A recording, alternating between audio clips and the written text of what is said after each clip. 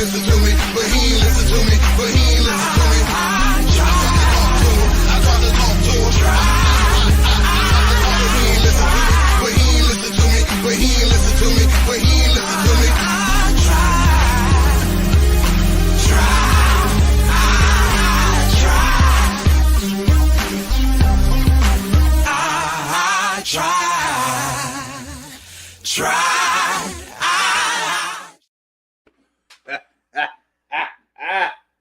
Did y'all miss me? Who missed me? Y'all just saw me last night. It's your boy, Corn C Spaceship Oasis. Incredible.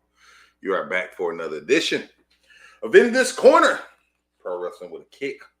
This is your Raw recap for March 31st, 2025. And this is the last early show that we will receive from Monday Night Raw. So I'm happy about it. I mean, I like the early shows, but you know, they do mess with your day.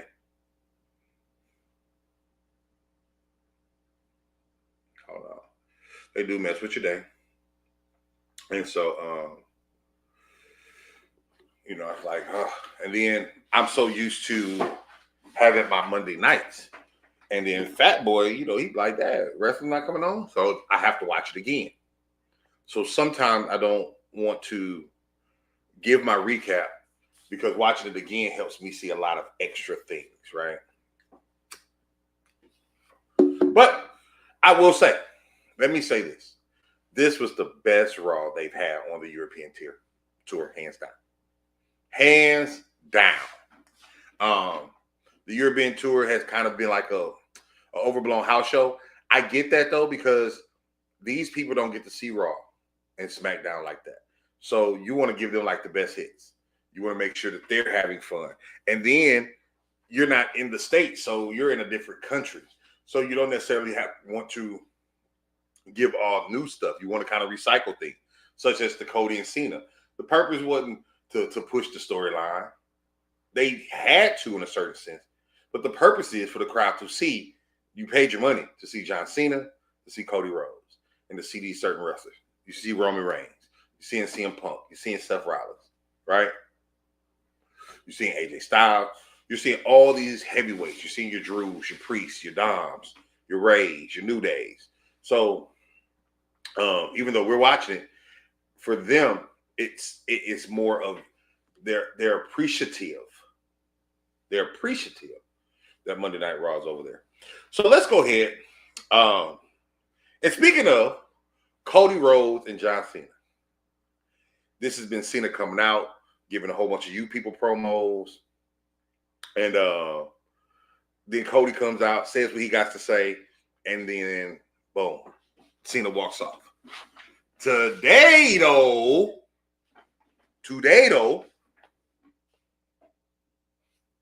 Cena and Cody had their first back-to-back.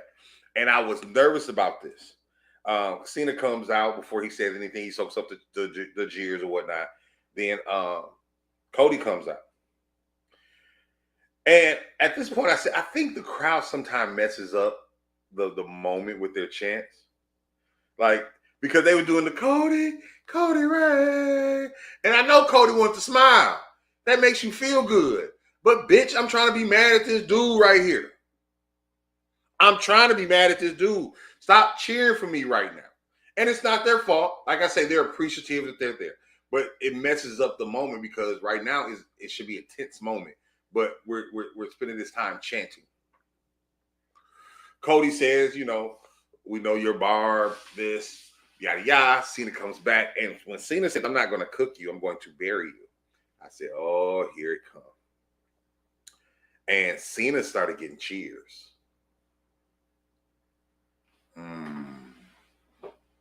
He talks about how Cody is fake. Cody's not real.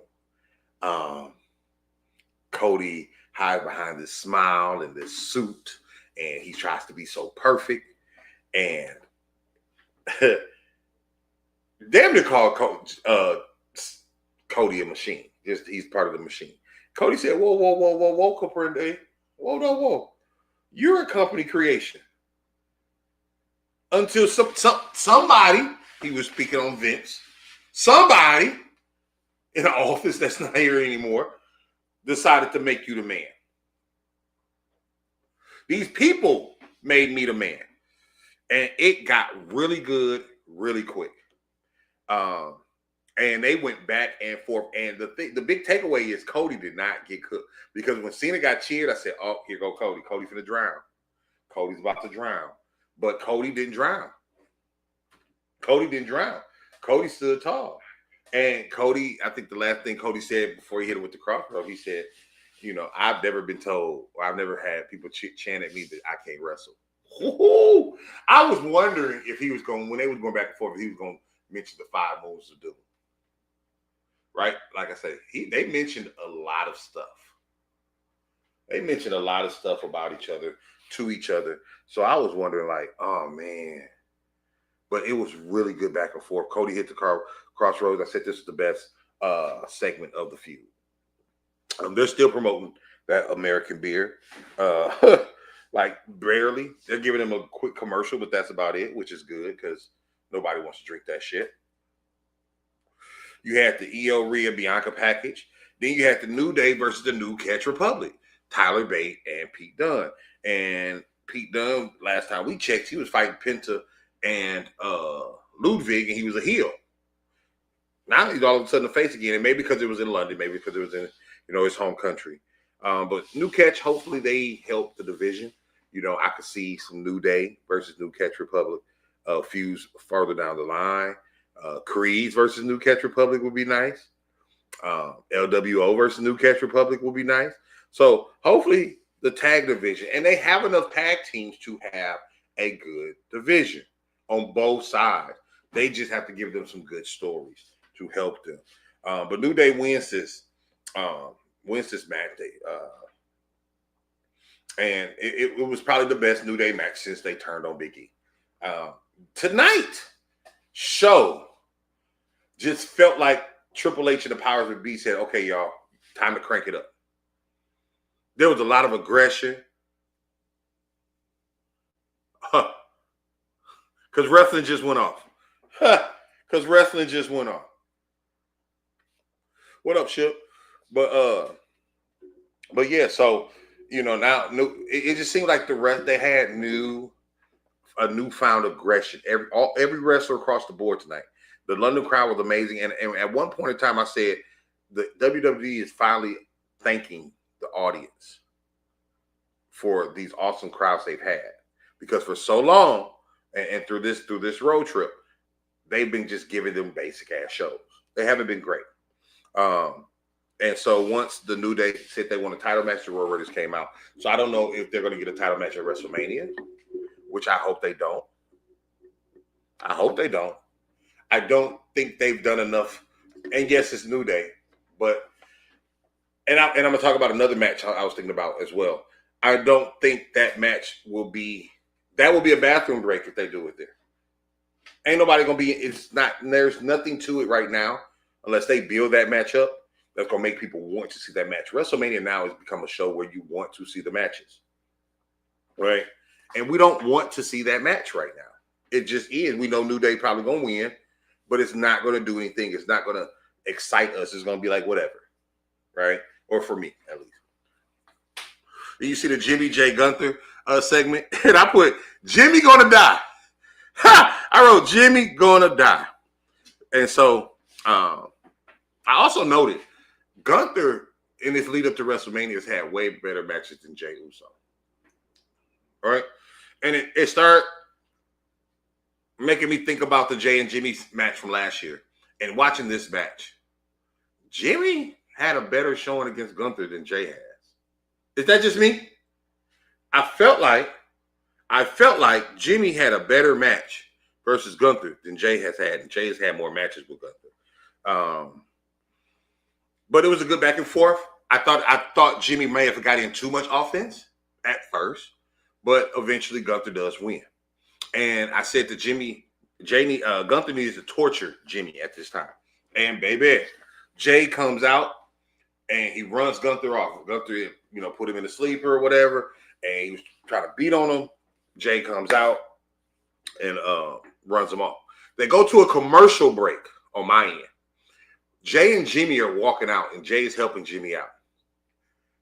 Gunther comes from behind, smashes both of them. And this was once again, this was a time. And I said this, tonight there's been a lot more aggression. This is when I realized it from the wrestlers. And so he beats up Jay. He beats up some of the security. He puts Jay on a zip tie on the ring. And I'm like, where's Jimmy? Boom, Gunther grabs Jimmy. Now he's going to whoop Jimmy that. He made Jimmy bleed. I don't ever recall seeing Jimmy Uso bleed. He made him bleed. He pulled him by where Jay was at because Jay ended up getting in the ring. And he whooped on Jimmy bad. And this gave Jay something besides the Royal Rumble win to fight for. It made Gunther look like old Gunther. It made Jimmy look sympathetic where he may not go to WrestleMania now, which, whatever. And it made Jay say, bro, you better get your shit together. Because if not, you're going to get hurt. And that's why I wish it would have been more aggression in the match, because even though this happened, it doesn't matter to Jay in the end. Jay has to beat Jimmy in the ring. I mean, he has to beat Gunther in the ring. So I would have loved for Gunther to dominate so bad that Jay starts thinking, I can't beat him.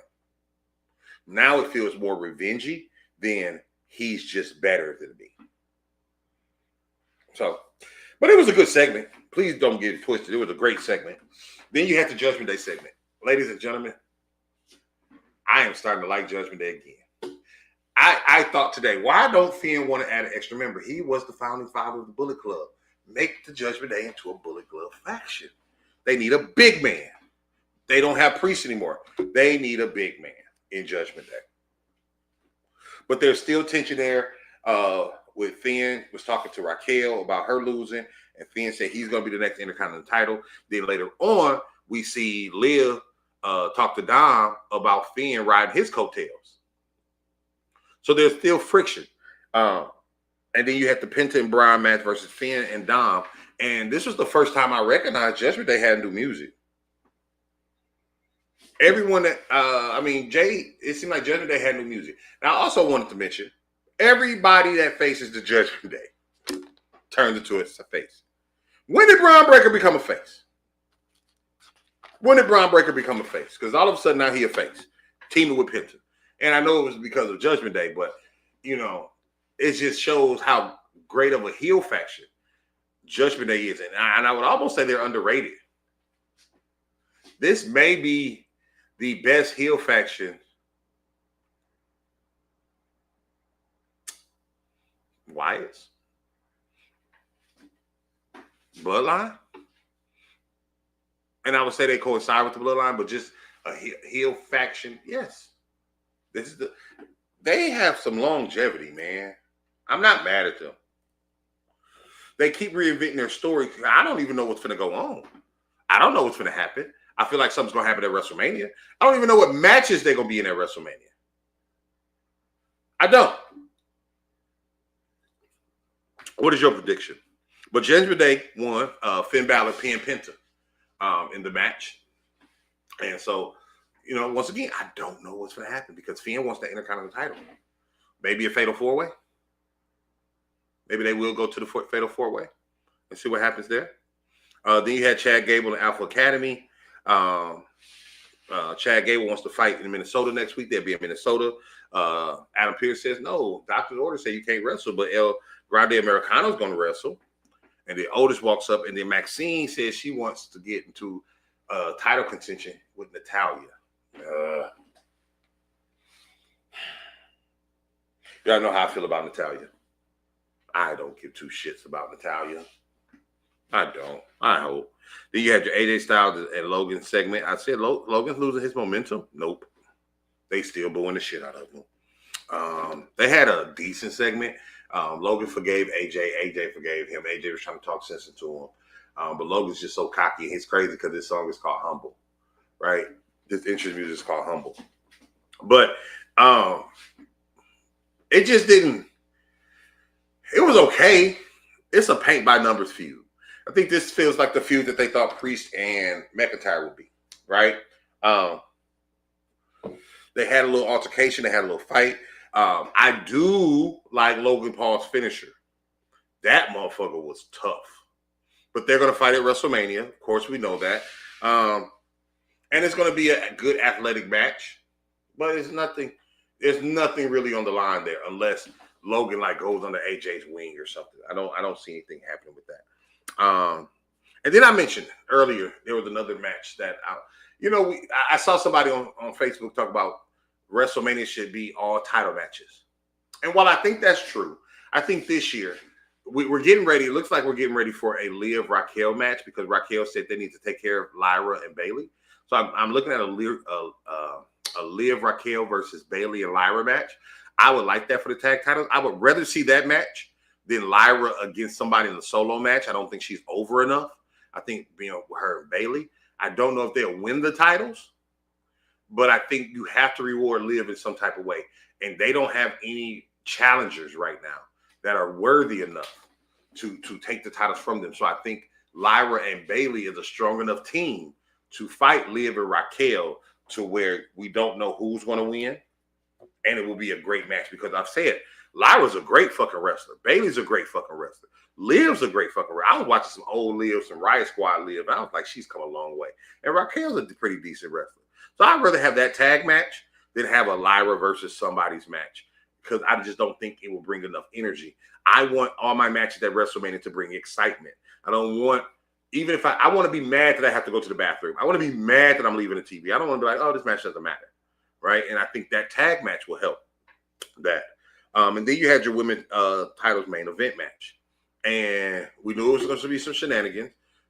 Bianca was looking amazing in her referee outfit, right? I don't see why they're still booing Bianca.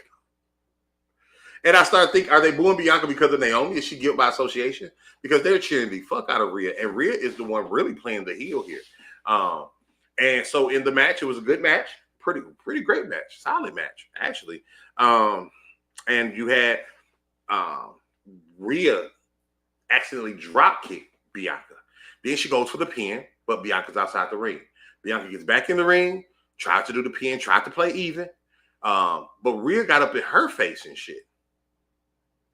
And then I think she hits her again, maybe, or push her again. She still let it go. And at that time, Rhea kind of looked like, fuck, I'm fucking up. Let me snap back to it. Io's on the top rope. Io jumps off with a drop kick. Rhea moves, she hits Bianca. At this time, Bianca has no other choice but to get a double DQ. Bianca got beat up in this match. And she tried to let it play out. She tried to work with everybody and make it happen, but it didn't work. It was crazy. It was too chaotic. So afterwards, they fight each other. Rhea ends up standing tall. She gives Bianca a riptide off the top. Well, she gave them both a riptide. Was about to leave. They said one more. And that's what I'm saying. The crowd cheering for Rhea. Rhea's so over that they're booing Bianca, right? They're even cheering Io. So I don't really know what this is about. And then she comes back in. She gives Bianca another riptide off the top rope. She grabs the title. She leaves with it. Of course, we know we're going to have a triple threat match from that. But it was a good main event. I didn't think we was going to forecast a winner.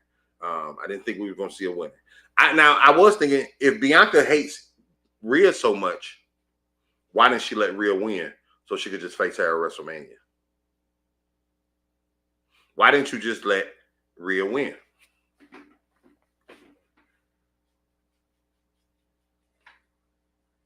That way you can get Io out the picture. But now you're going to have a triple threat match. And right now, I have no clue who's going to win that. I really like this Monday Night Raw, though. I think it started off because when I saw Cena in the ring, I was like, oh, we're going to get another one of those Cena promos. And I think Cody, was referring to that, one of those basic ass promos. But no, we got a back and forth that was amazing and was much needed. And we got physicality with the Crossroads. And so now we get to see what's going to happen from there. So I'm going to give this show 4 ships. I think this is a great freaking Raw. I think this Raw built up a lot of angles, built up a lot of storylines, and it made me feel excited for WrestleMania. Like, yeah, now I want to see some of these matches happen. Right? Now I want to see what the fuck is going on with some of this shit, right? Before it was just like, it's WrestleMania. These matches are going to be good or whatever. But now it's like, I want to see Jey Uso whoop on Gunther. I'm going to be happy when he beats Gunther.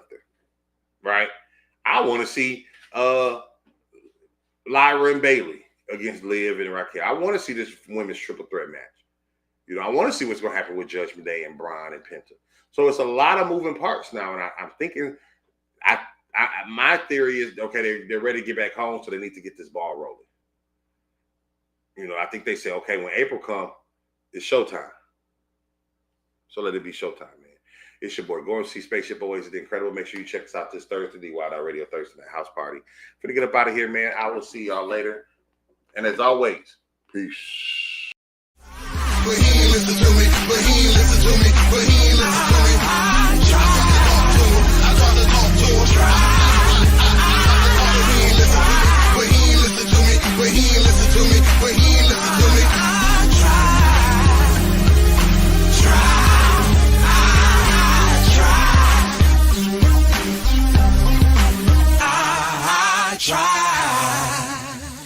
Try.